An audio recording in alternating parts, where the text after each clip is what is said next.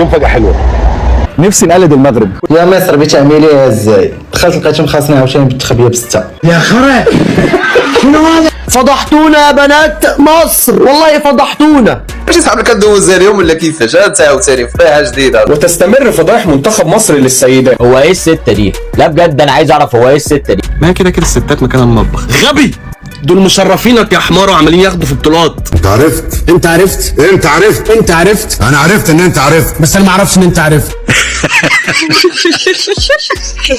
اول الاهداف هذه المرور والتقدم والتمريرات الثاني وهذه فرصه وهنا ياتي الهدف الثاني نيجيريا على. طب اتفرجوا على المنتخب المغربي وبقولها بسم الله ما شاء الله.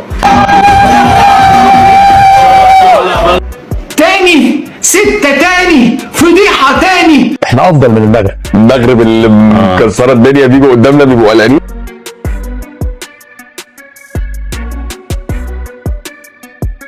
منتخب مصر كمان في الكورة في 7 بطولات، في غيرة منه.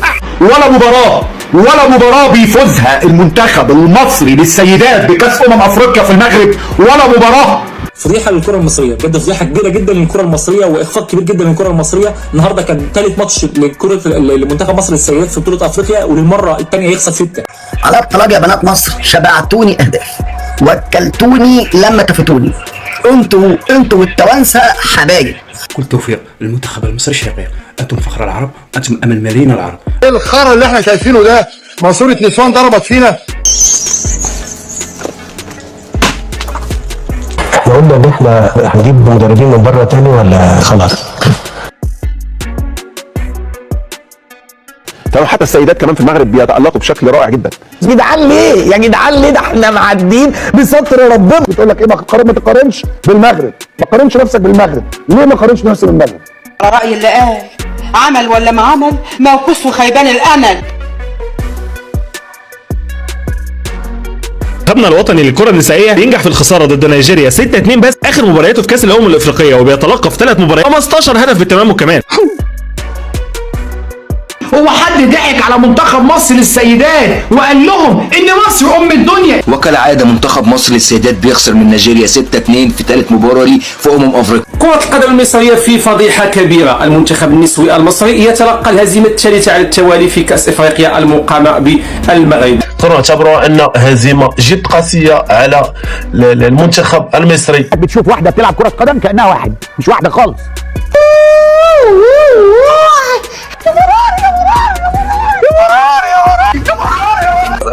اش كيهربوا لي ديك 7 نجومات. الخساره الثالثه وبالسته عاوتاني الستات. وبتعملها ازاي يا مصر؟ بتعملها ازاي؟ اكسكيوزني بجد والله العظيم انا شايفه ان احنا نلغي الكره النسائيه من مصر. فوالله شرفتونا. ابقى اسمع حد تاني بيقول البنات مكانها المطبخ. انتوا الاثنين خلوتوا الواحد بقى شايل اهداف ما يقدر يمشي بيها. النهارده 6-2 بنات مصر مش عارفين قانون الكوره، حصل عليهم 3 ضربات جزاء. دي حقيقة، ولكن انت لو دخل فيك 6 جوان هتبقى 6 الستات هزيمة وطرد منتخب مصر للأسف من بطولة أفريقيا متزين للمجموعة بعد دخوله 15 هدف يا مؤمن في مرماهم. اول ماتش ليه في البطوله قدام زامبيا خسر 6-0. ازاي مش عارف 6-0. تاني ماتش خسر ليه قدام ملاوي خسر 3. تالت ماتش قدام نيجيريا النهارده خسر 6-2. احنا طالما ما عندناش فبلاش، ده اسمه منتخب مصر حتى وللسيدات. مع شكلنا سيء جدا. شوف اجسام اللعيبه المصريات وشوف اجسام اللعيبه اللي احنا بنلعبها. بيخسر من طوب الارض، بيخسر من زامبيا، بيخسر من ملاوي، بيخسر من نيجيريا. اخر المجموعه برصيد 0. ده بجد اقسم بالله منتخب مصر للكره النسائيه بيفشل ان هو يخطي دور المجموعات لكاس افريقيا. الهزيمه كانت ثقيله امام نيجيريا 6 اهداف مقابل هدفين. تخيلوا معي المنتخب النسوي المصري خلال 3 المقابلات ديال كاس افريقيا في دور المجموعات تلقات الشباك ديالو 15 هدف. بحكم السمعه والشعبيه اللي كنعرفوها الكره المصريه، ثالث مباراه للفراعنه بهزيمه قاسيه عشان يختم مشواره في افريقيا من غير ولا نقطه. يلا بقى لموا شنطكم كده ورجعوا بسرعه علشان في شغل كتير في المطبخ. دونك شحال سالا ب0 نقطه. المنتخب هو اللي كان تصور 7 نجمات قبل ما تبدا الكوب دافريك. وكيقارنوا راسهم معنا بالكره النسويه، ترى بيننا وبينهم سنوات ضوئيه. المغرب هريانه وكل حاجه، خلاص مكسره عظمنا في كل حاجه. سمعتيها وديناتك؟ في فرق كبير جدا يا جماعه. والله انا ما اقصد حاجه، بس دي مش اجسام لعيبه كوره بنات. الحاجه الوحيده العدله اللي عملناها في البطوله كلها ان احنا سجلنا هدف. بجد اقسم بالله اللي بيحصل ده كتير. بعاد قوي يا جماعه، والله العظيم بعاد قوي، بعاد في الكوره قوي. حفظ الله المغرب، حفظ الله المغرب وشعب المغرب ومنتخب سيدات المغرب، اللي المنتخب المصري يا ريته كان ربعه، وانا بقولها وبشهد بده كمصري النهارده خساير في كل المباريات. بجد يعني الاخفاق الكبير ده يتحمله اتحاد الكره في المقام الاول. الاتحاد الكره اللي عملنا نجاح بالصدفه في كاس العالم، فاخذنا عليه مبالغ طائله، المفروض ننصفه بقى على الكره النسائيه وعلى الناشئين والشباب. لا احنا بنرجع الحرس، الاتحاد الكره بيرجع الحرس دي، بيقول لك مفيش نظام هنا، انا مش عامل نظام. يا ماما انت مش بتحضني بنت اختك، الكره لما تمسكيها بايدك هتتحسب ضربه جزاء طبيعي، يعني لازم الحكم هتدي ضربه جزاء. تاني شيء انت مش بتلعب، مش بتجري ورا اختك في الصالون تشنكليها وتقوم وتجروا ورا بعض تخبطوا بعض بالمخدات. لا يا ماما والله. هو انتوا كنتوا بتلعبوا ايه؟ قاعدين ليل ونهار بتقوروا محشي، وفي الاخر 6 امام زامبيا و6 امام نيجيريا، مع العلم ان المنتخب النيجيري لسه على حروكه، صعد ولا ما صعدش؟ منتخب ملاوي ب6 نقاط، منتخب النيجيري ب6 نقاط، منتخب زامبيا ب6 نقاط، ومنتخب مصر خسر ب6 اهداف في مباراتين من اصل 3. 15 هدف وسجل 3، اذا عنده ناقص 12. وهنا كتبان بان كره القدم المصريه تعاني الامرين على مستوى السيدات والفئات العمريه. فاكيد كما قلنا في احد الفيديوهات السابقه، فالصدفه في عالم كره القدم او في عالم الرياضات عموما فماشي ديما كتحدث. اذا اشنو خاص التكوين على اعلى المستويات. هذا ما كيبين بان بان المنتخب المصري خصو يحاول يسطر الاوضاع اللي عنده داخل الكتيبه الفرعونيه، ويحاول يقلب على منتخب قوي اللي يقدر ينافس فيه منتخبات كبيره افريقيا بالنسبه للسيدات. راه هادو نيت اللي خاصني 3 الماتشات بجموع الاهداف ديال 15 البيت، ومانيش الكوب دافريك الجاي اللي ربحوا غير ماتش واحد، غادي يقول لك المنتخب المصري النسوي احسن منتخب في افريقيا. يعني بعاد بشكل كبير. النهارده انت تاخد بالك، انت بتخرج النهارده من المغرب صعدت، هتلعب دور 16. المغرب صعدت كما عادت المغرب في كل المحافل، ناشئين شباب كبار اولمبي كله. هو ما نمشي بالبركه تاني، هنرجع نمشي بالبركه. فاتحاد الكره يعني بجد مش عارف بيعمل ايه. الاخفاق كبير، يعني الاتحاد الكره يتحمل في المقام الاول، بعد كده البنات يتحملوا يعني، او اللاعبات يتحملوا.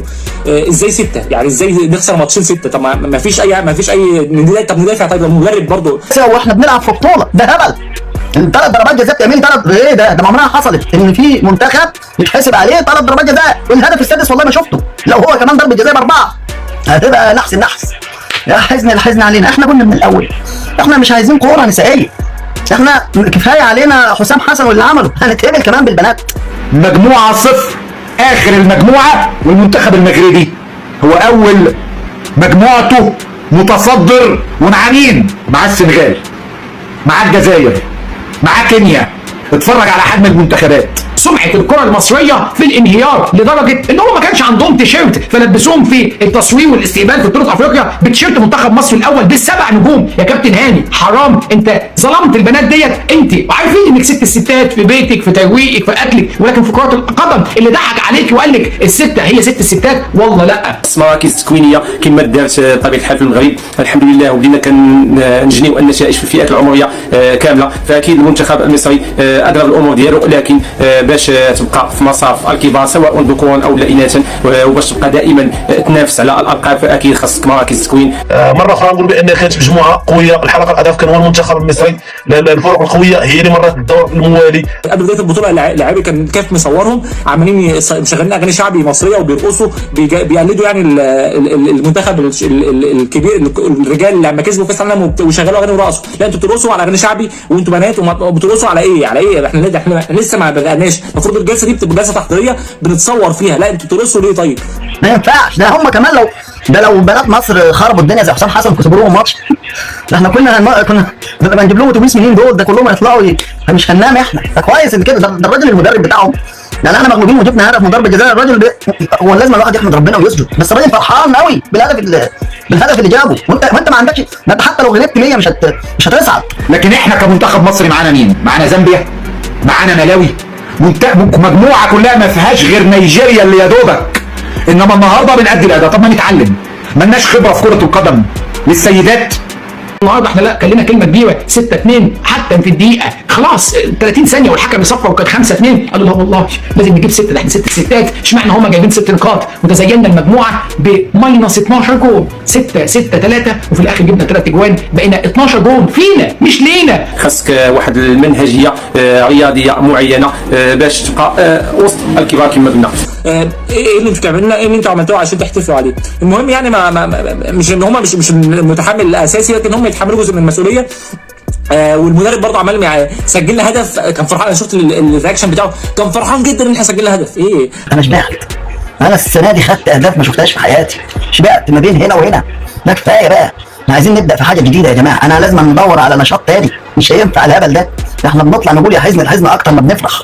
والله ما هينفع. يعني انا ما اعرفش اقول ايه غير يا سواد الحلل علينا وعلى اللي عملوا كره القدم السيدات وسلمني على انجازات الكابتن هاني ابو ريده رئيس الاتحاد المصري لكره القدم وصوت لي يا اللي ما انتش سلام.